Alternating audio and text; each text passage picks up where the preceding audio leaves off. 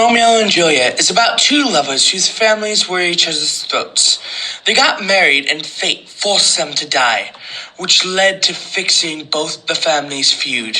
The character Romeo, who was a lover who was heartbroken for someone who didn't love him back, who is Rosalind, and he decided to go to a ball which no one from his family was allowed to go, since the other family was hosting this festival. While at the ball, he met Juliet, and she went to the ball keeping Paris in mind to marry. When they first laid eyes on each other, it was love at first sight. Romeo and Juliet, from the beginning of the plot, Romeo was depressed, while Juliet was still obedient and loyal to her mother and father. After they fell in love, Juliet was more rebellious against her mother and father, and Romeo was love-struck and willing to risk his own life for his love, Juliet.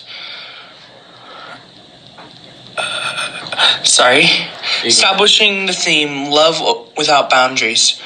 The Elizabethan era was an era of culture, manners, and sophisticated rules. The era was also filled with plague, disease, and death.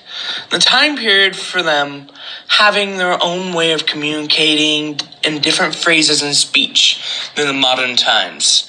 The people in that time believed in God and thought God controlled their lives.